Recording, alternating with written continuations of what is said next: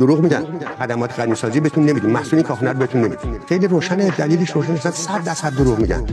فکر نمی‌کنید که برنامه غنیسازی امروز ایران این شیوه و روشی که در زمان شما زمان شاه اتخاذ شده بود الان اتخاذ بشه؟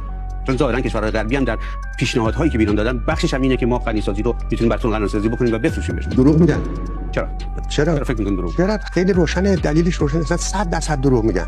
ببینید دلیلش روشنه، دلیلش ایران تا همین اخیراً تا پارسال عضو یورودیف بود، همون کارخونه که 10% سهامش با ایران بود. در اون موقع ما موفق شدیم یه سری قراردادهای خیلی مهم با فرانسه تهیه بکنیم و امضا بکنیم. از همه مهمترش قرارداد مربوط به مشارکت ایران در کارخانجات غنی کردن یورانیوم در فرانسه بود که یکی از عوامل اصلی سوخت اتمی است برای نیروگاه‌های ایران. مورد دومش قرارداد خرید 2 تا نیروگاه اتمی بود با فرانسه. ولی وقتی آقای فرانسوا میترا شد رئیس جمهور فرانسه بعد از انقلاب اعلام کرد که ما درسته که شما شریک این کارخونه هستیم ولی خدمات غنیسازی بهتون نمیدیم، محصول کاخنر بهتون نمیدیم. تمام شد رفت.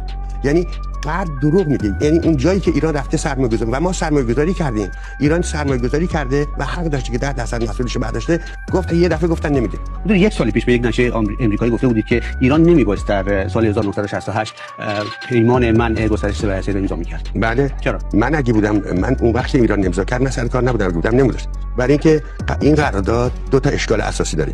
یکی اینکه منصفانه نیست، یکی اینکه خارجی اصلا رعایتش نمیکنن. اصلا 40 سال هیچ کاری نکردن. اینا تعهد کردن که تمام تکنولوژی رو در اختیار کشورهایی که ندارن بذارن و رفتن در لندن در یک کلوب مخفی نشستن، اینا که تکنولوژی هستی دارن با خودشون یه لیست درست کردن که این تکنولوژی رو به هیچ کشوری ندن.